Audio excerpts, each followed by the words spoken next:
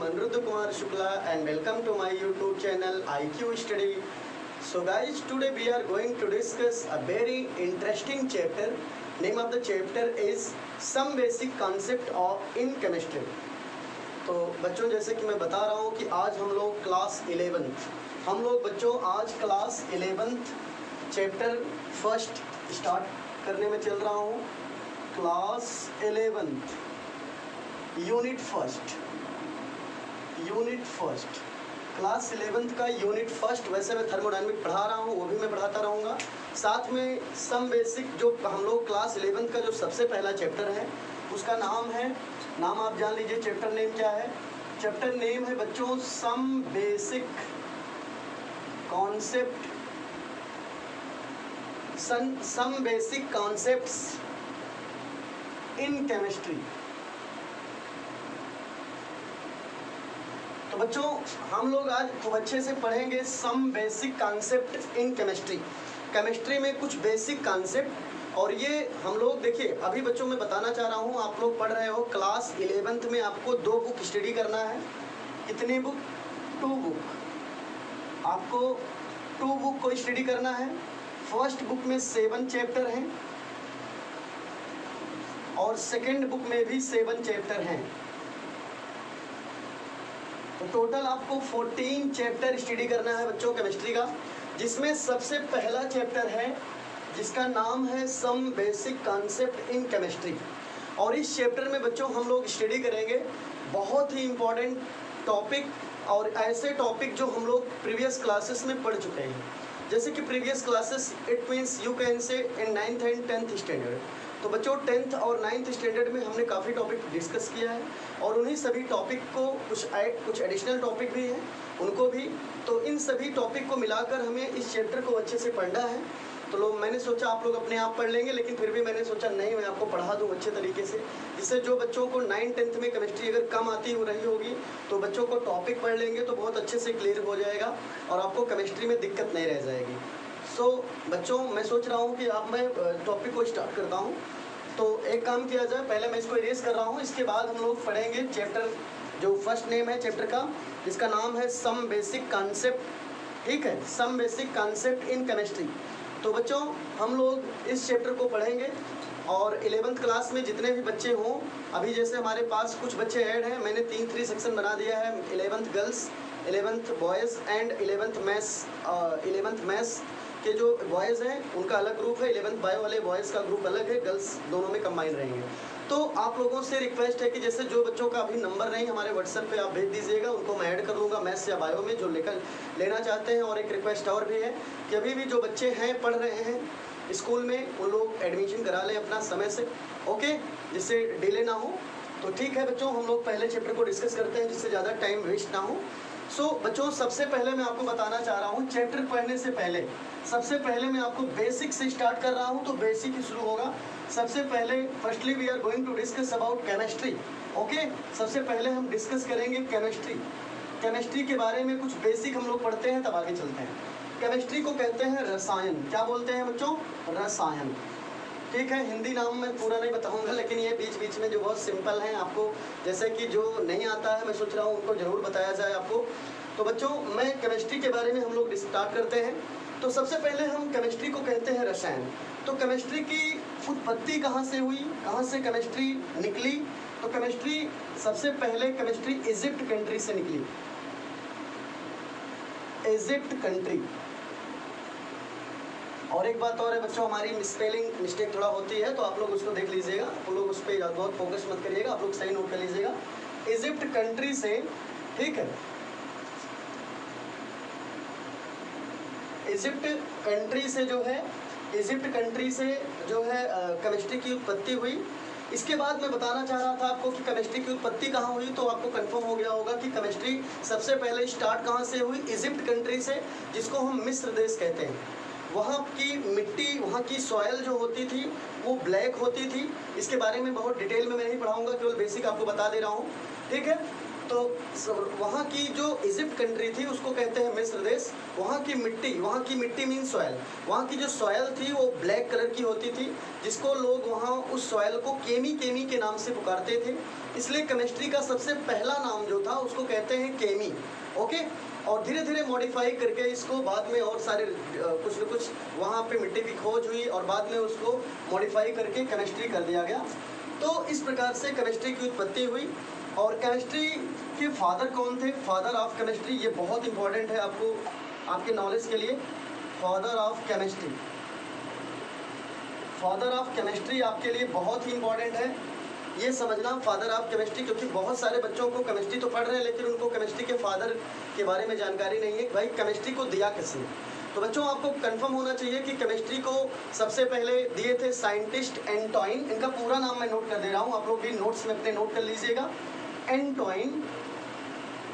Antoine Laurent D Lavoisier. तो father of chemistry कौन है बच्चों? अच्छे से नोट कर लीजिए, केमिस्ट्री के जनक। फादर ऑफ केमिस्ट्री मीन्स होता है केमिस्ट्री के जनक कौन थे, किसने केमिस्ट्री को दिया। तो आप बताएंगे बेटा फादर ऑफ केमिस्ट्री है एंटोइन लॉरेंट डी लेवोसियर। ठीक है, ये इनका फुल नेम है। यदि आप फुल नेम आपको बताने में दिक्कत होती है बच्चों, आप इनका शॉर्ट नेम केवल आप लेवोसियर बता सकते हो। क्या बता सकते हो? लेवोसियर।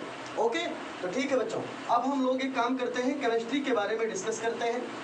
केमिस्ट्री क्या है? केमिस्ट्री के पहले मैं आपको एक चीज़ और बताना चाह रहा हूँ कि बच्चों देखो, हम लोग बेसिक कॉन्सेप्ट इन केमिस्ट्री में बेसिक कॉन्सेप्ट को पढ़ रहे हैं, तो बेसिक पे थोड़ा सा चर्चा और हो जाए।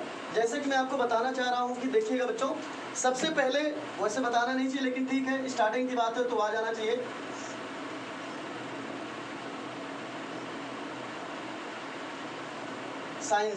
साइंस को आपको मालूम है क्या बोलते हो? विज्ञान। साइंस को बच्चों हम क्या बोलते हैं? विज्ञान। ठीक है, तो साइंस को हम बोलते हैं विज्ञान। विज्ञान क्या है? आपने कई बार पढ़ा है विज्ञान क्या है।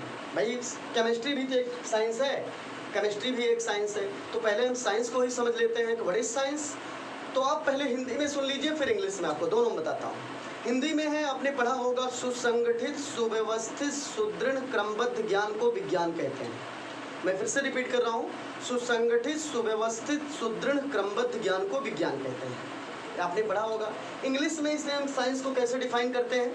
इंग्लिश में हम लोग कहते हैं बच्चों की science is the systematic method to acquire knowledge for describing and understanding nature through observation and experimentation.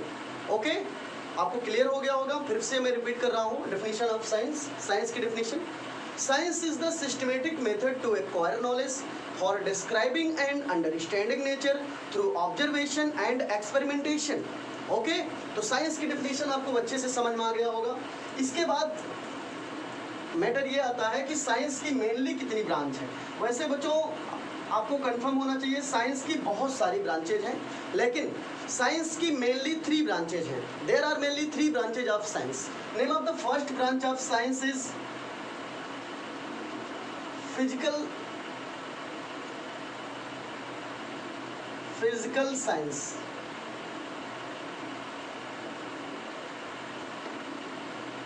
दूसरा है बच्चों केमिकल साइंस,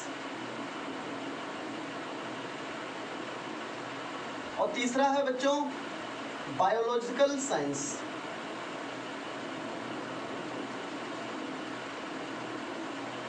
तो बच्चों साइंस की मेनली मैंने आपको बता दिया, स्टार्टिंग से आपको पढ़ा रहा हूँ बेटा।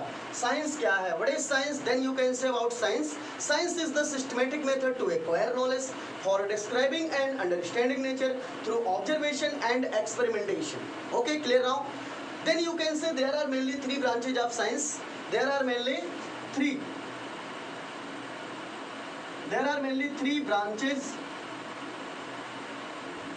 branches of science. There are mainly 3 branches of science. Name of the first branch is physical science. Physical science को हम पढ़ते हैं फिजिक्स में, फिजिक्स हो गया। दूसरा है बेटा केमिकल साइंस। केमिकल साइंस को हम कहते हैं केमिस्ट्री। और थर्ड है बेटा बायोलॉजिकल साइंस। बायोलॉजिकल साइंस को कहते हैं बायोलॉजी। तो आपको बहुत अच्छे से क्लियर हो गया कि साइंस के मेनली 3 ब्रांच है, physics, chemistry, bio. Okay, but I am a teacher of only chemistry subject. So today, या आप ऐसे कह सकते हो बच्चों कि हम हमेशा, क्योंकि मैं एक केमिस्ट्री टीचर हूँ, सो I will only discuss about only related to topic of chemistry. सो हम लोग केवल केमिस्ट्री के टॉपिक को ही डिस्कस करेंगे और बहुत अच्छे तरीके से हम लोग डिस्कस करते हैं। तो आपको ये बेसिक में समझा दिया, ये बहुत ही कंपलसरी था आपको बताना। इसके बाद अब हम सबसे पहले हम लोग अपने टॉपिक पे आ जाएंगे, क्योंकि हम लोगों ने बेसिक बहुत पढ़ लिया। अब थोड़ा सा हम लोग केमिस्ट्री से शुरू करेंगे। तो केमिस्ट्री के बारे में भी मैंने आपको बताया, केमिस्ट्री के बारे में भी बच्चों आपको बता दिया गया। केमिस्ट्री को कहते हैं रसायन, ठीक है। तो रसायन के बारे में आपको मैं बताना चाह रहा था कि केमिस्ट्री की उत्पत्ति कहाँ से हुई, डिस्कवरी, केमिस्ट्री स्टार्ट कहाँ से हुई। तो केमिस्ट्री डिस्कवर हुई फ्रॉम इजिप्ट कंट्री से। इजिप्ट कंट्री को कहते हैं स्टूडेंट्स मिस्र देश, और वहाँ की सॉयल जो है ब्लैक कलर होती थी, जिसके कारण उसका फर्स्ट नेम केमी पड़ा, बाद में मॉडिफाई होकर केमिस्ट्री हो गया, और आज केमिस्ट्री कहाँ है आपको मालूम है। तो ये तो केमिस्ट्री के बारे में था। इसके बाद अब हम लोग कंफर्म किए कि फादर ऑफ केमिस्ट्री कौन है। फादर ऑफ केमिस्ट्री आपको कंफर्म हो गया होगा, उनका नाम है Antoine Laurent D लवोसियर, he was father of chemistry.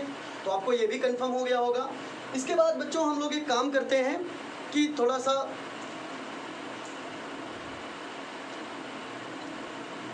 Okay, इसके बाद बच्चों हम लोग एक काम करते हैं, फादर ऑफ केमिस्ट्री को अच्छे से हम लोग क्लेरिफाई कर ले। इसके बाद हम लोग अब एक काम करते हैं, केमिस्ट्री की डेफिनेशन को अच्छे से डिस्कस करेंगे। भाई व्हाट इज केमिस्ट्री, बिकॉज आप केमिस्ट्री जब पढ़ने चले ही रहे हो तो केमिस्ट्री तो आपको आना चाहिए ना। कोई पूछ लिया आपसे कि भाई आप सर ने क्या पढ़ाया, तो आप बताओगे केमिस्ट्री पढ़ाया। तो उन्होंने वो, कोई भी गार्जियन या कोई भी आपसे कैंडिडेट आपसे क्वेश्चन पुट अप कर सकता है, चलो ठीक है केमिस्ट्री सर पढ़ाए, बताओ what is chemistry, then you can say. तो आप क्या कह सकते हो, ओके। तो आप केमिस्ट्री के बारे में पहले आप अच्छे से हम लोग डिस्कस कर लेते हैं, इसके बाद टॉपिक पे आते हैं, ओके। सो स्टूडेंट्स, केमिस्ट्री क्या है, व्हाट इज केमिस्ट्री। 2 लाइन की डेफिनेशन है स्टूडेंट्स, केवल 2 लाइन याद कर लीजिए। 3 वर्ड आपको याद करना है। Number 1 composition, composition. नंबर 2 है प्रॉपर्टीज, कंपोजिशन प्रॉपर्टीज। 3 है interaction, interaction of matter. 3 word आप याद कर लीजिए, डेफिनेशन आपको केमिस्ट्री की याद हो जाएगी। क्या क्या, composition, properties and interaction of matter.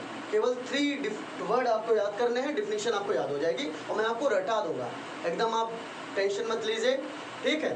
क्योंकि आप हमारे साथ हो तो हमारी जो है रिस्पॉन्सिबिलिटी है कि आपको केमिस्ट्री में एकदम बढ़िया से मेंटेन कर देना। सो स्टूडेंट्स, केमिस्ट्री की डेफिनेशन क्या होती है, what is chemistry, then you can say about chemistry. Chemistry is the branch of science. अभी हमने पढ़ा ना कि साइंस की मेनली कितनी ब्रांच है, 3। There are mainly 3 branches of science, physics, chemistry and bio. तो अभी आप डेफिनेशन बनाओगे केमिस्ट्री की तो आपको एक लाइन बताना पड़ेगा, केमिस्ट्री किसकी ब्रांच है, साइंस की। Then you can say about chemistry, chemistry is the branch of science which deals with the study of composition, properties and interaction of matter. I repeat again about the definition of chemistry. Chemistry is the branch of science which deals with the study of composition, properties and interaction of matter. So I hope students आपको बहुत अच्छे से clear हो गया होगा definition of chemistry. सो आप बढ़िया से कॉपी पे ले बैठ जाया करिए और जैसे मैं पढ़ाता हूँ वैसे आप नोट किया करिए, तो आपको केमिस्ट्री की डेफिनेशन बहुत अच्छे तरीके से क्लियर हो जाएगा, ओके। तो आपको केमिस्ट्री कंफर्म हो गया होगा, एक बार मैं फिर से बता दे रहा हूँ। Chemistry is the branch of science which deals with the study of composition, properties and interaction of matter, okay. तो केमिस्ट्री की केवल इतनी डेफिनेशन, छोटी डेफिनेशन है, आपको बहुत अच्छे से याद भी हो जाएगी। तो केमिस्ट्री की डेफिनेशन आई होप आपको अच्छे से क्लियर हो गया होगा। अब हम चलते हैं ब्रांचेज ऑफ केमिस्ट्री, ओके। चलिए हम लोग बच्चों अब डिस्कस करेंगे ब्रांचेज ऑफ केमिस्ट्री। चलिए थोड़ा सा इसको मैं रेस करूँ इधर। चलिए बच्चों देखते हैं ब्रांचेज ऑफ केमिस्ट्री।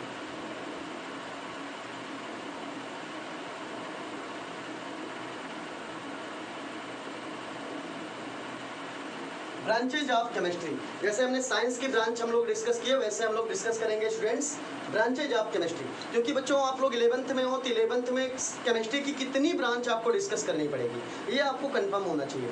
तो हम लोग वही डिस्कस करते हैं, क्योंकि आप लोग बेसिक पढ़ रहे हो तो बेसिक में आपको ये सब आना बहुत कंपलसरी है, क्योंकि आप 10th में पढ़ रहे हो, 11th में पढ़ोगे, 12th में पढ़ोगे, 9th में भी आपने पढ़ा होगा। तो केमिस्ट्री की आपको मेनली 3 ब्रांच को डिस्कस करना पड़ता है। तो आप क्या बताएंगे, हेडिंग आप नोट करेंगे ब्रांचेज ऑफ केमिस्ट्री। इसके आगे आप लिखेंगे there are mainly 3 branches of chemistry. There are mainly 3 branches of chemistry. There are mainly 3 branches of chemistry. Chemistry की मेनली 3 ब्रांच है। वैसे स्टूडेंट्स आप ये समझ लीजिए, पहले अंडरस्टैंड कर लीजिए, केमिस्ट्री की अगर आप ब्रांचेज देखते हो तो there are many branches of chemistry. Chemistry की बहुत सारी ब्रांचेज होती हैं। ओके, तो केमिस्ट्री की बहुत सारी ब्रांचेज हैं, लेकिन जैसे बहुत सारी ब्रांचेज कैसे हैं, जैसे organic chemistry, inorganic chemistry, physical chemistry, pharmaceutical chemistry, environmental chemistry, ठीक है, बायो केमिस्ट्री। तो बच्चों इस हिसाब से एटसेट्रा, इस हिसाब से केमिस्ट्री की, ठीक है, एग्रीकल्चरल केमिस्ट्री, ठीक है, इस हिसाब से केमिस्ट्री की बहुत सारी ब्रांचेज हैं। लेकिन हमें केमिस्ट्री की मेनली कितनी ब्रांच है वो डिस्कस करना है। तो हमें केमिस्ट्री की मेनली जो है 3 ब्रांचेज हैं। जैसे मैंने बताया there are mainly 3 branches of chemistry. भाई साइंस की भी बहुत ब्रांच है, लेकिन मेनली कितनी ब्रांच थी, 3। कौन कौन, फिजिक्स, केमिस्ट्री, बायो। वैसे स्टूडेंट्स केमिस्ट्री की भी बहुत सारी ब्रांच है, लेकिन मेनली जो हमें कॉपी, जो हमारी NCERT बुक है उसमें केवल 3 ब्रांचेज को अच्छे से बताया गया है, और 3 ब्रांचेज के बारे में आपको पढ़ना भी है। तो students then you can say about branches of chemistry, then you can say there are mainly 3 branches of chemistry. Chemistry की mainly 3 branches हैं. Name of the first branch of chemistry is organic chemistry. Organic chemistry. Second है students inorganic chemistry.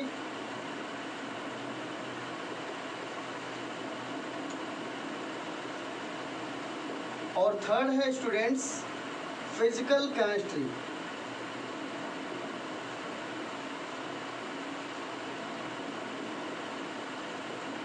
तो बच्चों आपको अच्छे से समझ में आ रहा होगा, आप कॉपी पेन लेके बैठा करिए। मैं आपको जैसे बताया कि आप पढ़ते रहिए और नोट्स को नोट करते रहिए, ठीक है, समझने के साथ साथ नोट्स को भी अपनी कॉपी में नोट किया करिए। तो मैंने बताया कि there are mainly 3 branches of chemistry. Chemistry की स्टूडेंट्स मेनली 3 ब्रांचेज हैं। फर्स्ट है ऑर्गेनिक केमिस्ट्री, सेकंड है इनऑर्गेनिक केमिस्ट्री, एंड थर्ड है फिजिकल केमिस्ट्री। ओके, तो आपको ये सब अच्छे से क्लियर हो गया होगा। अब हम केमिस्ट्री की ये जो 3 ब्रांचेज हैं इनको हम एक एक करके डिस्कस करते हैं। Okay,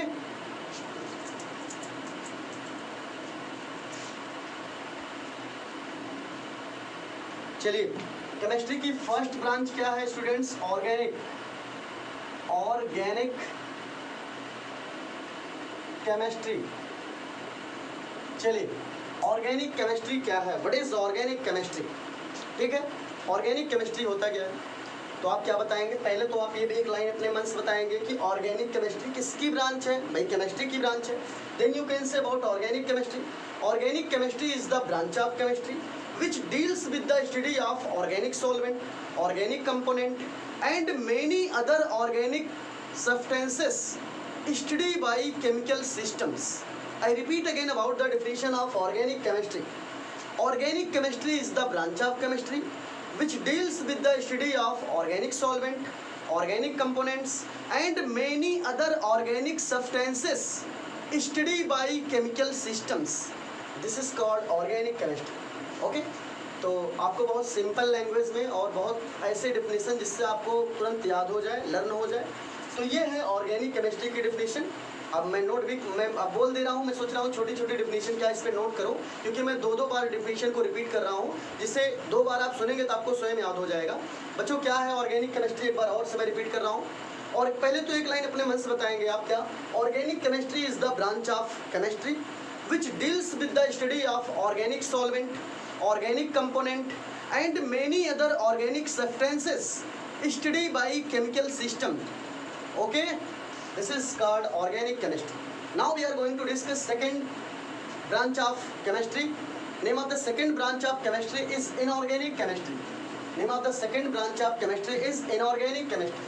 Okay, second is inorganic chemistry. Inorganic chemistry. Okay students, inorganic chemistry क्या होता है, सेम डेफिनेशन आपको ऐसे फिर से बताएंगे। इनऑर्गेनिक केमिस्ट्री देखो अभी आगे हम और डीप पढ़ेंगे, अभी हम केवल बेसिक इनके बारे में समझते चल रहे हैं बस। Okay, then you can say about inorganic chemistry. Inorganic chemistry is the branch of chemistry which deals with the study of inorganic solvent, inorganic component and many other inorganic substances study by chemical system। आप सोच रहे होंगे कि sir आप बता तो रहे हैं लेकिन हम कैसे, how can you detect the given compound are organic और इनऑर्गेनिक। दिया हुआ कंपाउंड हम कैसे चेक कर सकते हैं कि भाई दिया हुआ कंपाउंड ऑर्गेनिक है कि इनऑर्गेनिक है। तो आप एकदम परेशान नहीं होंगे, आपको हम इतना बेटर तरीके से बता देंगे कि लाखों कंपाउंड आपके सामने अगर रहेगा तो आप एक सेकंड में एक कंपाउंड के बारे में आप इजिली वे में इसे देख के बता सकते हैं अकॉर्डिंग टू देयर फार्मूला। उसके फार्मूले, उसके मॉलिक्यूलर फार्मूला को देख के आप बता सकते हैं सर दिस इज ऑर्गेनिक और इनऑर्गेनिक। ओके, तो बच्चों आप एकदम परेशान मत होइए, केवल अभी बेसिक इनके बारे में पढ़ते रहिए। सो इनऑर्गेनिक केमिस्ट्री के बारे में जैसे कि मैंने आपको बताया, बट फिर से मैं एक बार फिर से रिपीट कर रहा हूँ about the definition of inorganic chemistry. Inorganic chemistry is the branch of chemistry. भाई एक लाइन तो आपको बताना है क्योंकि केमिस्ट्री की ब्रांच है। Then you can say about inorganic chemistry. Inorganic chemistry is the branch of chemistry which deals with the study of inorganic solvent, inorganic component and many other inorganic substances studied by chemical system। Okay, this is called inorganic chemistry। I hope आपको अच्छे से clear हो गया होगा। Okay बच्चों, now we are going to discuss about third branch of chemistry। Name of the third branch of chemistry is physical chemistry। Third is physical chemistry। Physical chemistry. Okay, so physical chemistry आपको अच्छे से पढ़ना है। What is physical chemistry? Then you can say about physical chemistry. Physical chemistry is the branch of chemistry. भाई ये भी chemistry की ही ब्रांच है। Then you can say about physical chemistry. Physical chemistry is the branch of chemistry which deals with the study of analytical knowledge. Okay, I repeat again about definition of physical chemistry. Physical chemistry is the branch of chemistry which deals with the study of analytical knowledge like as mass, volume, pressure, temperature, okay, enthalpy, entropy, heat, etc. Study by chemical system। I repeat again about the definition of physical chemistry. बेटा एक definition को मैं 3 time repeat कर रहा हूँ जिससे आपको अच्छे से याद हो जाए, समझ में आ जाए। Okay, then you can say about physical chemistry. Physical chemistry is the branch of chemistry which deals with the study of analytical knowledge like as temperature, entropy, heat, internal energy, Gibbs free energy and many other physical terms study by chemical system. Okay, so I hope आपको अच्छे से clear हो गया होगा physical chemistry. तो मैंने science की branch पढ़ लिया, मैंने केमिस्ट्री की ब्रांच पढ़ लिया, मैंने केमिस्ट्री का कौन who was father of chemistry उसको मैंने अच्छे से समझ लिया, केमिस्ट्री की डेफिनेशन समझ लिया। तो केमिस्ट्री की मेनली 3 ब्रांच है जो कि आपको कंफर्म हो गया। केमिस्ट्री की मेनली 3 ब्रांच है, ऑर्गेनिक, इनऑर्गेनिक, फिजिकल। मैंने तीनों की डेफिनेशन आपको बता दिया। अब हम लोग थोड़ा थोड़ा टॉपिक पे आना शुरू करेंगे क्योंकि ये बहुत सारी बेसिक टॉपिक थी जो आपको आना बहुत कंपलसरी था। सो मैंने आपको बता दिया। तो ओके गाइस, अब हम चलते हैं टॉपिक पे अपने। ओके, अब आपका पहला टॉपिक बच्चों यहाँ से मैं शुरू कर दूंगा। चैप्टर का नाम आपको मालूम हो गया, क्या नाम है चैप्टर का? आप एनसीईआरटी फर्स्ट बुक ओपन करेंगे तो सबसे पहला चैप्टर है जिसका नाम है some basic concept in chemistry. Okay okay, तो अब हम लोग एक काम करते हैं, टॉपिक पे आते हैं। चलिए हम लोग टॉपिक पे एक काम करते हैं। सबसे पहले जैसे कि कुछ चीज़ मैं बताना चाह रहा हूँ स्टूडेंट्स, देखिए सबसे पहले हम लोग जब केमिस्ट्री पढ़ेंगे तो केमिस्ट्री में बहुत सारे टॉपिक आते हैं, लेकिन कुछ जो बड़े इंपॉर्टेंट हैं उनको हमें अच्छे से क्लियर करना होगा। जैसे कि भाई सबसे पहले हम पढ़ते हैं एलिमेंट क्या होते हैं। एलिमेंट को हम कहते हैं तत्व। क्या कहते हैं स्टूडेंट्स? तत्व कहते हैं। एलिमेंट को हम कहते हैं तत्व। अब एक काम करते हैं, एलिमेंट क्या है? तो पीरियोडिक टेबल में आपने पढ़ा होगा बहुत अच्छे से। पीरियोडिक टेबल किसकी बात हो रही है students? Periodic table. Periodic table के बारे में आपको अच्छे से मालूम होगा, नहीं मालूम होगा तो मैं बता रहा हूँ।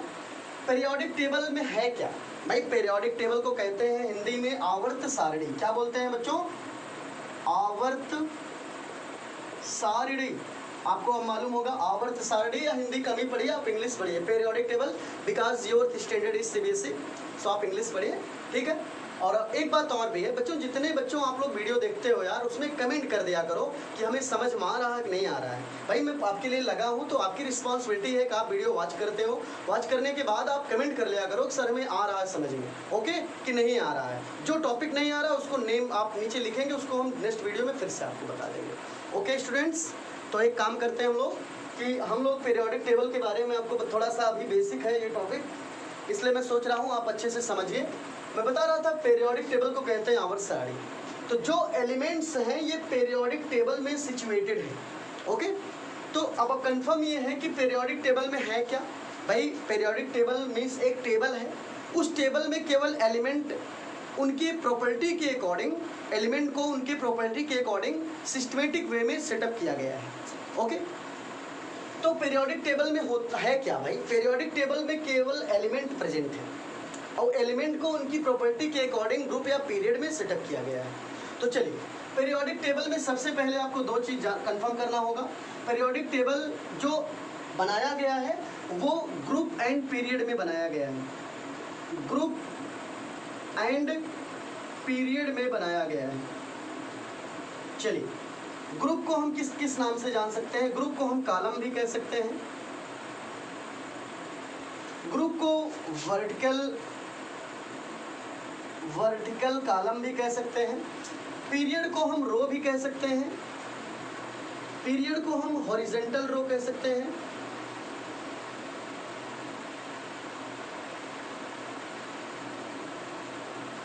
हॉरिजॉन्टल रो। भाई स्पेलिंग कहीं मिस्टेक होगी, उसके लिए आप परेशान मत होइए, भाई सही कर लीजिएगा। पीरियड को हम रो भी कहते हैं, रो मीन्स पंक्ति, पीरियड मीन्स पंक्ति। जो एलिमेंट पंक्ति में हो पीरियड में है। हॉरिजॉन्टल लाइन मीन्स वही। ग्रुप को हम कॉलम भी कहते हैं, वर्टिकल लाइन भी कहते हैं, वर्टिकल परपेंडिकुलर, ओके। तो पहले तो आप ये समझ लीजिए कि पीरियोडिक टेबल में कितने ग्रुप हैं। तो स्टूडेंट्स, पीरियोडिक टेबल में टोटल 18 ग्रुप हैं। आपको भूलना नहीं है, बेसिक 10th में है, इसलिए मैं फिर से रिवाइज करा दे रहा हूँ, जिससे आपको पढ़ाते समय बीच में दिक्कत ना हो। तो पीरियोडिक टेबल में टोटल ग्रुप की संख्या कितनी है? 18, ओके। पीरियोडिक टेबल में टोटल पीरियड की संख्या कितनी है? 7। ये चीज़ें आपको एक भूलना एकदम नहीं है। चलिए, ये तो समझ में आ गया होगा। अब मैं आपको बताने चल रहा हूँ बच्चों कि इसके बाद मैं बताने चल रहा हूँ स्टूडेंट्स कि पीरियोडिक टेबल में पीरियोडिक टेबल में क्या अरेंज है, क्या सिचुएटेड है। तो पीरियोडिक टेबल में केवल एलिमेंट को सिस्टमेटिक वे में सेटअप किया गया है।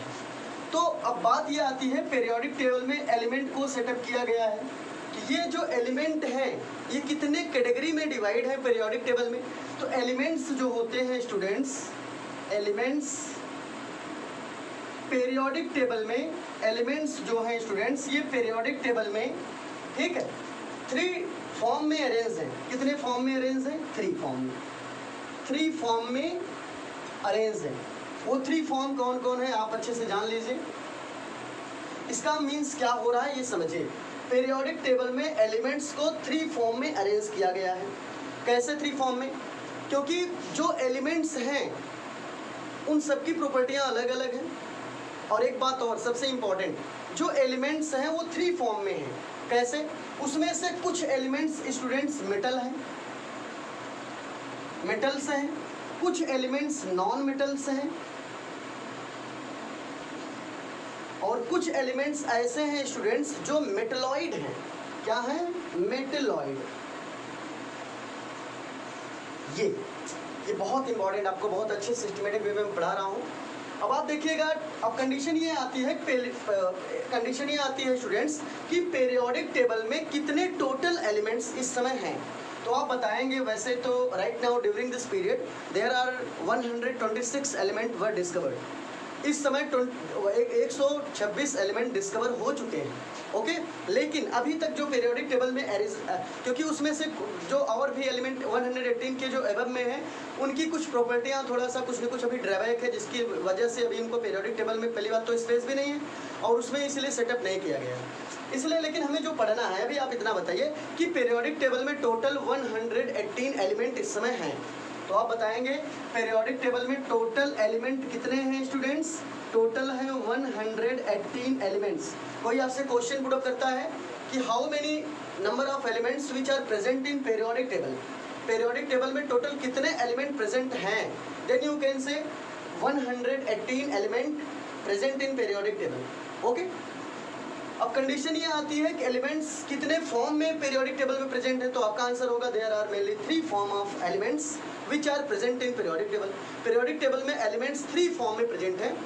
Some elements are metals and some elements are non-metals and some elements are metalloid, okay? तो आपको बहुत अच्छे समझ में आ गया होगा। कुछ एलिमेंट्स मेटल हैं, कुछ नॉन मेटल हैं, कुछ मेटलॉइड हैं। तो चलिए देखते हैं कितने एलिमेंट्स ऐसे हैं जो मेटल में आते हैं। तो टोटल एलिमेंट जो मेटल हैं वह टोटल एलिमेंट हैं 89, आपको रट लेना है। कोई आपसे क्वेश्चन करे कि भाई कितने टाइप के एलिमेंट पीरियोडिक टेबल में हैं, तो आप बताएंगे मेनली 3 टाइप के एलिमेंट पीरियोडिक टेबल में हैं। मेटल है, नॉन मेटल है, मेटलॉइड है। क्वेश्चन ये आता है कि कितने मेटल हैं पीरियोडिक टेबल में भाई, तो आपका आंसर होगा sir only 89 metal periodic table में प्रेजेंट है। दूसरा है कि नॉन मेटल में कितने एलिमेंट हैं पीरियोडिक टेबल में? मेटल में 89 है, नॉन मेटल के फॉर्म में कितने एलिमेंट प्रेजेंट हैं पीरियोडिक टेबल में? तो बच्चों आपका आंसर होगा नॉन मेटल के फॉर्म में एलिमेंट जो पीरियोडिक टेबल में प्रेजेंट हैं उनकी संख्या है 22, ये भी आपको नहीं भूलना चाहिए। तीसरा है मेटलॉइड। पीरियोडिक टेबल में कितने एलिमेंट ऐसे हैं जो मेटलॉइड के फॉर्म में हैं? तो आपका आंसर होगा टोटल 7 एलिमेंट ऐसे हैं जो मेटलॉइड के फॉर्म में हैं। तो आपको याद हो गया होगा मेटल्स 89 है, नॉन मेटल्स 22 है और मेटलॉइड 7 है। अब इन सबको ऐड कर लोगे तो आ जाएगा 118 एलिमेंट्स। तो बच्चों आपको ये बहुत सारी चीज़ें बहुत अच्छे से समझ में आ रहा होगा। अब हम ये मैं इरेज कर रहा हूँ, हम चलते हैं आगे थोड़ा सा, ओके। आप लोग अच्छे से नोट कर सकते हो, ओके। तो जल्दी से आप वीडियो का स्क्रीनशॉट ले लो या तो आप जो है इसको अच्छे से नोट कर लो। अब हम चलते हैं आगे, ओके। तो बच्चों अब हम एक काम करते हैं, एलिमेंट की डेफिनेशन कंफर्म कर लेते हैं। What is elements? What is elements? Element क्या है? एलिमेंट को क्या बोलते हैं स्टूडेंट्स? तत्व। What is elements? Then you can say about elements, elements are those substances, elements are those substances which are made up of only one kind of atoms। अच्छे से याद करिए भाई, व्हाट इज एलिमेंट्स? एलिमेंट क्या है? तो आपका answer होगा sir elements are those substances which are made up of only one kind of atoms। Confirm? चलिए ठीक है, मैं नोट नहीं कर रहा हूँ, समझा दे रहा हूँ, आप लिख लीजिएगा। फिर से एक बार रिपीट कर रहा हूँ, what is elements? Then you can say about elements, elements are those substances which are made up of only one kind of atoms, okay। for example, चलिए एग्जाम्पल सबसे, और एक बात और, जो एलिमेंट होते हैं वह एलिमेंटल फॉर्म में हमेशा न्यूट्रल होते हैं। क्या होते हैं? एलिमेंट हमेशा अपने एलिमेंटल फॉर्म में हमेशा न्यूट्रल फॉर्म में होते हैं, न्यूट्रल फॉर्म में होते हैं, ओके। तो आपको समझ में आ रहा होगा what is elements? Elements are those substances which are made up of only one kind of atoms are called elements. Elements when in form of elemental, जब एलिमेंट एलिमेंटल फॉर्म में होते हैं तो वह न्यूट्रल फॉर्म में होते हैं, और न्यूट्रल फॉर्म में कोई भी एलिमेंट होगा उस कंडीशन में उसकी जो वैलेंसी होती है वो हमेशा जीरो होती है। तो बच्चों आपको बहुत अच्छे समझ में आ गया होगा, कोई भी एलिमेंट एलिमेंटल फॉर्म में है तो उस समय उसकी वैलेंसी जीरो। वैलेंसी को कहते हैं चार्ज। वैलेंसी को क्या कहते हैं बच्चों? Charge, okay. तो एक काम करते हैं, कुछ एग्जांपल हम लोग नोट कर लेते हैं एलिमेंट्स का। एलिमेंट्स का एग्जांपल है बच्चों, आप देखते रहिएगा। एलिमेंट का एग्जांपल जैसे हाइड्रोजन है, क्लोरीन है, फ्लोरीन है, ब्रोमीन है, जिंक है, कैल्शियम है, मैग्नीज है, सॉरी मैग्नीशियम है, मैग्नीज है, एटसेट्रा कर लो। ये जितने भी एलिमेंट हैं सभी अकेले हैं और सभी के ऊपर कोई चार्ज नहीं है, इसीलिए ये एलिमेंटल फॉर्म में है। और ऐसे ही एलिमेंट कहीं दिखे अकेले, किसी के साथ अटैच ना हो, ना तो उनके ऊपर कोई चार्ज हो, ऐसे एलिमेंट दिख जाए कहीं तो जान लीजिए वो एलिमेंटल फॉर्म में है। ओके, और उनकी बैलेंसी हमेशा क्या होती है? जीरो। क्या होती है? Zero. When element present in elemental form then which have zero balance. Okay, सो आपको अच्छे से समझ में आ गया होगा एलिमेंट्स होता क्या है। अब हम चलते हैं नेक्स्ट टॉपिक पर।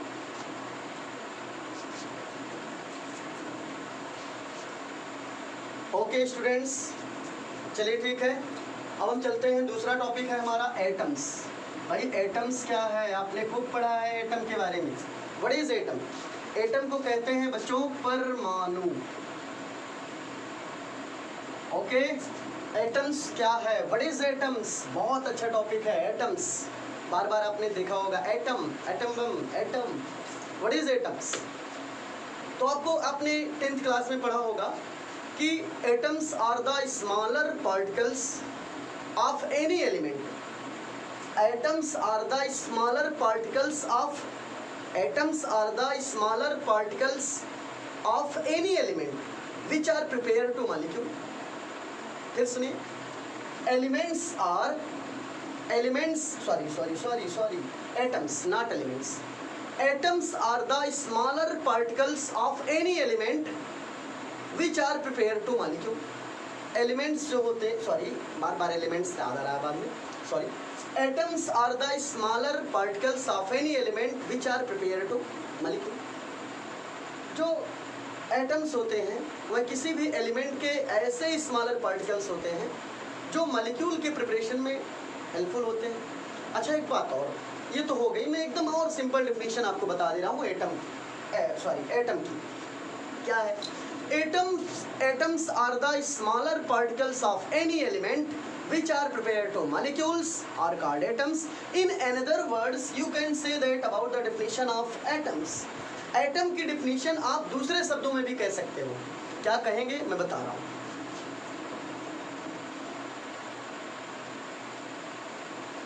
ओके, तो बच्चों देखिएगा एटम की सेकेंड डिफिनीशन क्या है?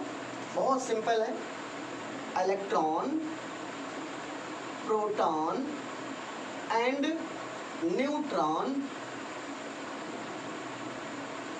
फिर से देखिएगा बच्चों, electrons, protons and neutrons are called sub atomic particles.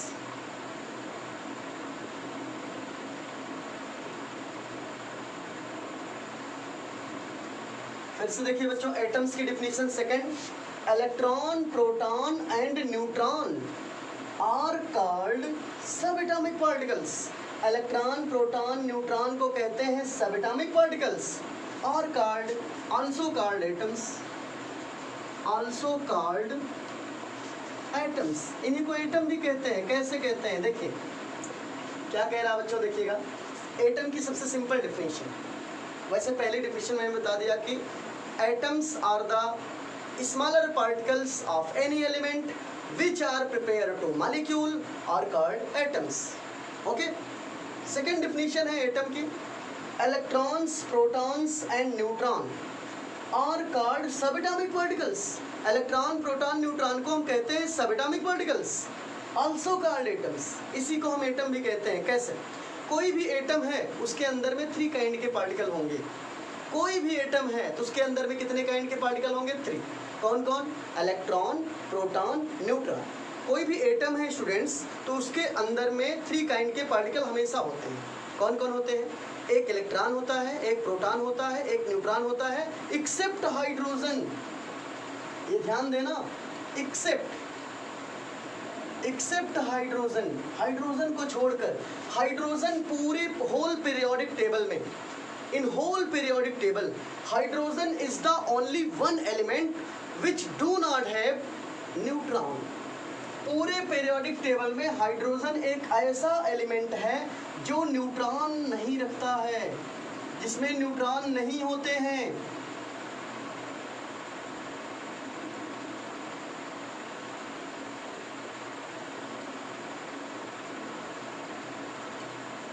कैसे नहीं होते मैं आपको प्रूफ करके दिखा रहा हूँ। हाइड्रोजन का एटॉमिक नंबर 1, मास क्या है 1, ठीक है। तो देखिएगा मास है 1, तो न्यूट्रॉन निकालने का फार्मूला होता है number of neutron. Number of neutron equal to होता है atomic mass minus atomic number. तो 1 माइनस 1 करेंगे 0, न्यूट्रॉन 0 हो गया। इलेक्ट्रॉन 1 है, प्रोटॉन 1 है, लेकिन न्यूट्रॉन क्या है बच्चों 0। तो आई होप आपको अच्छे से क्लियर हो गया होगा, समझ में आ गया। तो मैं क्या बताना चाह रहा हूँ, एटम्स जैसे हाइड्रोजन एटम, अब ऐसे क्वेश्चन आता है हाइड्रोजन एटम में कितने काइंड के सब एटॉमिक पार्टिकल हैं, तो आपका आंसर होगा हाइड्रोजन एटम में केवल 2 काइंड के सब एटॉमिक पार्टिकल्स हैं। कौन कौन? इलेक्ट्रॉन है, प्रोटॉन है, लेकिन न्यूट्रॉन नहीं है, ठीक है, हाइड्रोजन में नहीं है। बाकी हाइड्रोजन को एक्सेप्ट करके जितने एलिमेंट हैं पीरियोडिक टेबल में, सभी में इलेक्ट्रॉन भी है, प्रोटॉन भी है, न्यूट्रॉन भी है। ओके, इसका मतलब कोई भी एटम है तो एटम के अंदर में 3 काइंड के सब एटॉमिक पार्टिकल होते हैं। कौन कौन 3 हैं? एक इलेक्ट्रॉन है, एक प्रोटॉन है, एक न्यूट्रॉन। ओके, तो अब आपको समझ में आ रहा होगा electron, proton, neutron are called sub atomic particles. भाई किसी एटम के अंदर में इलेक्ट्रॉन होता है, प्रोटॉन होता है, न्यूट्रॉन भी होता है, और इन्हीं को कहते हैं सब एटॉमिक पार्टिकल। और इसी ये तीनों जहाँ प्रेजेंट है वहीं क्या है? एटम्स। तो आपको ये अच्छे समझ में आ गया होगा एटम्स के बारे में। ओके बच्चों, तो हम लोग अब चलते हैं नेक्स्ट टॉपिक के ऊपर। एटम को भी मैंने बता दिया, और ये सारे टॉपिक बच्चों आप लोग केमिस्ट्री का जो पहला चैप्टर का नोट्स बनाओगे उसमें अच्छे से नोट करके सभी बच्चे, आज तो नहीं कल से डेली व्हाट्सएप पे आप प्रेजेंट सर करेंगे, प्रेजेंट सर नोट करेंगे, और जिससे हमें कंफर्म होता रहे कि आप प्रेजेंट हो, तभी आपका रजिस्टर आपका मेंटेन करने का मतलब आपकी अटेंडेंस मेंटेन होगी। इसलिए आपसे रिक्वेस्ट है कि जो बच्चे, भाई हमारे स्कूल की बात हो रही है, जो और बच्चे देख रहे हैं वीडियो उनकी बात नहीं हो रही है, क्योंकि मैं तो यूट्यूब पे पढ़ा रहा हूँ, तो मैं चाहता हूँ कि जो हमारे स्कूल के बच्चे हैं उनकी बात कर रहा हूँ, सबकी बात नहीं हो रही। आप और सब लोग वीडियो देख लो, आराम से बढ़िया समझ लो, बस इट इज़ इनफ। तो बच्चों जैसे कि मैं आपको बता रहा हूँ कि हम लोग एटम को अच्छे से डिस्कस कर लिए। अब हम पढ़ते हैं व्हाट इज़ मॉलिक्यूल। मॉलिक्यूल के बारे में चलते हैं। Molecule, what is molecule?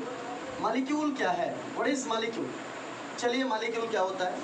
Molecule को कहते हैं बच्चों अणु। क्या बोलते हैं? अणु, बोलना नहीं है। What is molecules? It is very simple, you can say about molecules, it is very simple topic. तो मॉलिक्यूल्स क्या है आप बताएंगे, एक लाइन में डेफिनेशन मैं आपको रटाऊंगा। मैं आपको सबसे सिंपल वर्ड में आपको तुरंत डेफिनेशन रटाऊंगा बच्चों। तो मॉलिक्यूल की डेफिनेशन क्या है? What is molecules?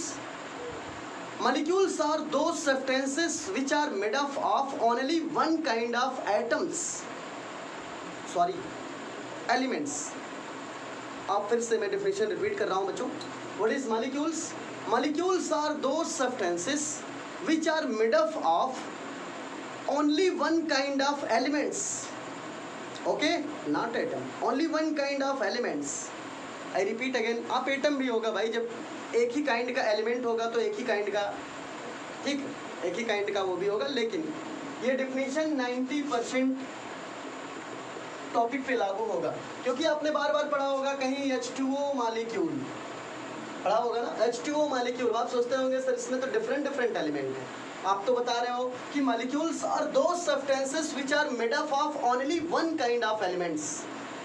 मॉलिक्यूल ऐसे सब्सटेंस होते हैं जो केवल वन काइंड के एलिमेंट से मिलके बनते हैं, लेकिन यहाँ तो डिफरेंट काइंड के हैं। तो इसलिए कह रहा हूँ ये 90, देखो भाई आप केमिस्ट्री पढ़ रहे हो, केमिस्ट्री में एक चीज़ हमेशा याद रखना, आपको कभी रिजिडिटी नहीं दिखानी है, ठीक है, बहुत एक्सेप्शन है केमिस्ट्री में, इसलिए जो जहाँ पे जैसे बता रहा हूँ वैसे पढ़ते रहो। Okay, what is molecules? Molecules are those substances which are made up of only one kind of elements. Okay, केवल एक ही काइंड के एलिमेंट से मिलके बनते हैं, लेकिन ये 90% सही है। 10% में कुछ ऐसे भी आते हैं जिसमें डिफरेंट काइंड के भी हो जाते हैं। ओके, तो आपको समझ में आ रहा होगा। चलिए let us take a some example of molecules. जैसे लाइक एज H2 है, ये मॉलिक्यूल हुआ। अच्छा एक बात और मैं थोड़ा सा डिफरेंट आपको बता दे रहा हूँ, एक चीज़ सबसे इंपॉर्टेंट जो है, जैसे बच्चों कैसे हम जानते हैं कौन एटम होगा कौन मॉलिक्यूल होगा। जैसे कहीं अकेला हाइड्रोजन है, मैं एग्जांपल यहाँ एटम का देता रहूँगा, साथ में नीचे मॉलिक्यूल का भी, ऊपर एग्जांपल एटम का भी मिलता रहेगा, नीचे साथ में मॉलिक्यूल का। जैसे बच्चों एटम का एग्जांपल क्या है देखिएगा, एटम का एग्जांपल कोई अकेला है तो एटम है, मॉलिक्यूल एक से ज़्यादा हुआ तो मॉलिक्यूल। लेकिन ध्यान देना है, नंबर पीछे आना चाहिए आगे नहीं। जैसे कहीं पे दिया है 2H, अब आप सोचते होंगे सर इसमें भी 2 है, 2 हाइड्रोजन इसमें भी, 2 हाइड्रोजन इसमें भी, लेकिन भैया दोनों में बहुत अंतर है। अंतर क्या है? जब नंबर 8 कोई भी एलिमेंट के पहले नंबर आएगा, बाद में नहीं, कोई भी एलिमेंट के पहले नंबर आएगा तो ये नंबर पहली बात तो मोल को रिप्रेजेंट कर देता है। किसको रिप्रेजेंट करता है? मोल को। इसी में एक चीज़ और समझ में आ जाएगा बेटा, आपको मोल के बारे में भी जानकारी हो जाएगी। थोड़ा सा कैसे पहचानेंगे आप लोग, मैं बता। कोई भी एलिमेंट अकेला है, जैसे हाइड्रोजन अकेला है तो हाइड्रोजन एटम, लेकिन H2 हो गया, हाइड्रो एलिमेंट के बाद अगर कोई नंबर आता है तो ये मॉलिक्यूल को प्रेफर कर देगा। किसको बता देगा? मॉलिक्यूल को बता देगा। ओके, लेकिन यही नंबर अगर पहले आ गया, बाद में कुछ नंबर नहीं है, तो ये पहली बात तो मोल को बता देगा, हाइड्रोजन कितना मोल है, साथ में ये मॉलिक्यूल फॉर्म नहीं है, ये एटॉमिक फॉर्म है। कैसा फॉर्म है? एटॉमिक। एटॉमिक फॉर्म ऐसा भी होता है, ठीक है। तो चलिए बच्चों देखिए, यहाँ पे H2 है तो H2 मॉलिक्यूल, 2 बाद में है तो मॉलिक्यूल फॉर्म, लेकिन वहीं 2 पहले आ गया तो एटॉमिक फॉर्म। और मॉलिक्यूल भी बता रहा हाइड्रोजन कितना मॉलिक्यूल है, नंबर जितना आगे आएगा उतना मॉलिक्यूल। जैसे कहीं बच्चों दे दिया कि O2 O3 और कहीं ऑक्सीजन अकेला है तो ये ऑक्सीजन एटम है, ठीक है। कहीं पे ऐसा दिख गया तो ये ऑक्सीजन एटम है, लेकिन कहीं O2 दिख गया, ये मॉलिक्यूल फॉर्म, 2 बाद में आ गया, ऐसा दिख गया मॉलिक्यूल फॉर्म। जैसे कहीं पे बच्चों सपोज करिए दिया है 10Zn, ऐसे इमेजिन करिए 10Zn, तो जिंक क्या है, कैसा फॉर्म, नंबर तुरंत देखो। पहले तो बताओ जिंक कितना मोल है, तो जिंक किसी भी एलिमेंट या मॉलिक्यूल या कंपाउंड, तीनों की बात हो रही है, कोई भी एलिमेंट फॉर्म में हो, कोई मॉलिक्यूल फॉर्म में हो या कोई कंपाउंड फॉर्म में हो, 3 फॉर्म में यदि नंबर उस, जैसे सपोज करिए मान लीजिए कोई एलिमेंटल फॉर्म में है, कोई मॉलिक्यूल फॉर्म में है, कोई जो है कंपाउंड फॉर्म में है, ये तीनों एग्जांपल देख लो। यदि नंबर चाहे एलिमेंट के पहले हो, चाहे मॉलिक्यूल के पहले हो, चाहे कंपाउंड के पहले हो, तीनों कंडीशन में यदि नंबर पहले आ जाए तो ये मोल को रिप्रेजेंट करेगा, बताएगा कितना मोल है। जैसे जिंक कितना मोल है बच्चों? 10 मोल है। ऑक्सीजन कितना मोल है? 10 मोल है। HCl कितना मोल है? 4 मोल है। अब जैसे मॉलिक्यूल कैसे पहचानेंगे? जिंक क्या है? एटॉमिक फॉर्म में है क्योंकि बाद में कोई नंबर नहीं है। ऑक्सीजन बाद में देखो 2 लग गया, मतलब ऑक्सीजन यहाँ मॉलिक्यूल फॉर्म में है, ये कंपाउंड फॉर्म में है। तो आपको अच्छे से समझ में आ गया होगा मॉलिक्यूल फॉर्म। ओके, तो मॉलिक्यूल फॉर्म जैसे बच्चों S8 है, S6 है, P4 है। बच्चों एक चीज़ और बहुत अच्छा याद करिएगा, फास्फोरस इंडिकेट, नोट बना लो, ऐसे स्टार बना लो, उसमें नोट कर लेना कि क्या आपको नोट करना है कि सल्फर का मॉलिक्यूल, सल्फर कभी H2 बहुत कम बनाता है। सल्फर 90% सल्फर 90% क्या बताइए ऐसा? सल्फर 95%। बच्चों अच्छे सुनते रहिएगा, सल्फर 95%, सल्फर 95%, सल्फर का मॉलिक्यूल फॉर्म हमेशा S8 होता है, ठीक है, क्योंकि इसका स्ट्रक्चर बड़ा कॉम्प्लिकेटेड होता है, ठीक है, इसलिए थोड़ा सा स्ट्रक्चर इसका थोड़ा सा, सल्फर का जो मॉलिक्यूलर फॉर्म होता है वो S8 होता है, और आप S6 भी कह सकते हो, S6 भी होता है। जब S8 होगा तो W मॉडल बनेगा और S6 होगा तो चेयर मॉडल बनेगा। खैर ये सब हम बाद में डिस्कस कर लेंगे, अभी बेसिक में बता दे रहा हूँ, ठीक है। ये बहुत कम होता है, ये केवल 5% में कहीं शो होगा, मतलब इसका यूज बहुत कम होगा। आगे देखेंगे आप, ऐसे ही फास्फोरस है। फास्फोरस बेटा कभी P2 नहीं बनाता है। फास्फोरस का, क्योंकि फास्फोरस 3 साइड से अटैच होता है, ठीक है, तो इसलिए फास्फोरस का स्ट्रक्चर जो ये भी कॉम्प्लिकेटेड होता है। तो 2 में आपको स्टार बना लेना है, एक सल्फर और एक फास्फोरस। इनका मॉलिक्यूल फॉर्म सबसे भिन्न अलग है, डिफरेंट है। सल्फर का मॉलिक्यूल फॉर्म S8 होता है, फास्फोरस का मॉलिक्यूल फॉर्म P4 होता है। जैसे कि फास्फोरस का मॉलिक्यूल फॉर्म P2 नहीं होगा, नॉट P। फास्फोरस का जो मॉलिक्यूल फॉर्म होता है हमेशा फास्फोरस P4 बनाता है। और कुछ लुकलाइक है स्ट्रक्चर फास्फोरस का कुछ ऐसे होता है बच्चों, आप देख लीजिए, फास्फोरस का atomic number 15, electronic configuration 285। Outer most में कितने इलेक्ट्रॉन है बच्चों? 5। तो एक काम करिए, फास्फोरस नोट करिए, 5 इलेक्ट्रॉन दिखाइए, 1 2 3 4 5। हमारे पास मैंने अभी क्या बताया, फास्फोरस जो है P4, आपको स्ट्रक्चर बनाना फास्फोरस का, ठीक है। तो मैंने बताया फास्फोरस जो है ये इसका स्ट्रक्चर होता है P4। तो कैसे हम लोग बनाएंगे? P4 मतलब कितना P है? 4। तो चलो बनाओ 4P, आप दिखाओ कैसे बनाओगे। 1 2 3 4। चलिए सबका इलेक्ट्रॉन दिखाओ। 1 2 3 4 5। 1 2 3 4 5। 1 2 3 4 5। 1 2 3 4 5। चलिए देखते हैं फास्फोरस किसी से कितने साइड अटैच होता है। पहले आप देखिए फास्फोरस बच्चों किसी से कितने साइड अटैच होता है, 3 साइड। चलो एक से एक साइड पहले जोड़ लिया जाए सबको एक साइड। चलो ये एक साइड हो गया, ठीक है। अब चलिए कैसे और करते हैं। ये जो इधर का इलेक्ट्रॉन है मैं इधर नोट कर दे रहा हूँ, ठीक है। चलिए इसका भी इलेक्ट्रॉन इधर कर दिया मैंने। ये देखिए एक साइड और जोड़ दीजिए, 3 साइड हो गया ना। अभी देखिए इसका भी इलेक्ट्रॉन जो इधर है इधर करो, इसका भी इलेक्ट्रॉन इधर, ये इससे जोड़ दीजिए। ये स्ट्रक्चर आपका बन के रेडी हो गया P4 और फास्फोरस का ये स्ट्रक्चर है, फास्फोरस मॉलिक्यूल का स्ट्रक्चर। सो गाइज आपको ये समझ में आ गया होगा मॉलिक्यूल फॉर्म कैसे होता है। और मैंने आपको मोल भी पहचानना सिखा दिया। तो हमने एटम बता दिया, मॉलिक्यूल बता दिया, एलिमेंट बता दिया, क्योंकि बहुत सारे बच्चे हैं जिनको आता नहीं है, इसलिए उनको शुरू से आना चाहिए। ओके, तो आई होप थोड़ा सा टॉपिक 1-2 और पढ़ लिया जाए। एटम हो गया, मॉलिक्यूल, चलो मोल पढ़ लिया जाए। What is moles? मोल्स क्या होता है भाई? बार बार मोल की बात हो रही है, तो मोल है क्या? ठीक है, मोल क्या है? मोल 1 मोल होता क्या है? तो मैं थोड़ा डेफिनेशन आपको बता दूं, आप अच्छे से नोट कर लीजिएगा। 1 mole is the amount of, what is 1 mole? जैसे मोल क्या है तो आप बताएंगे what is 1 mole, then you can say about mole. 1 mole is the amount of substance that contain meaning into entities that atoms are exactly 1/12 part of carbon 12 isotopes. I repeat again about the definition of mole. 1 mole किसी भी substance का 1 मोल है क्या? तो आप बताएंगे 1 mole is the amount of substance that contain meaning into entities that atoms are exactly 1/12 part of carbon 12 isotopes. मैं note कर दे रहा हूँ, आप लोग लिख लीजिएगा। 1 mole is the amount of substance. 1 mole is the amount of substance that contain meaning into entities that atoms are exactly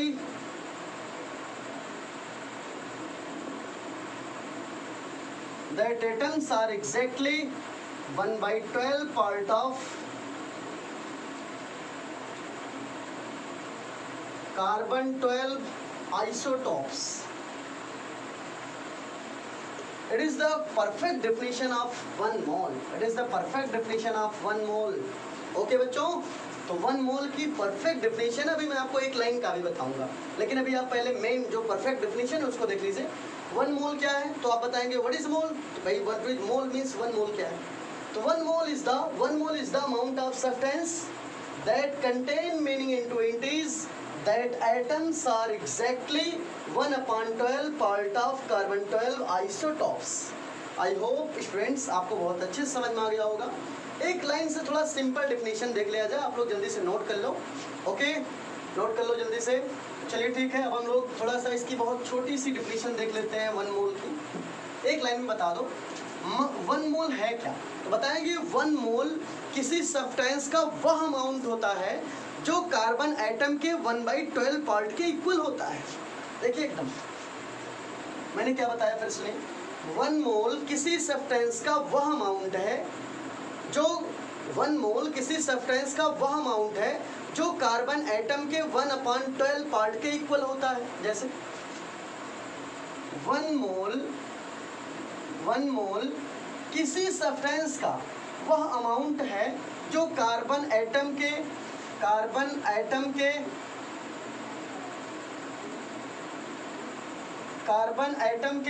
1/12 part के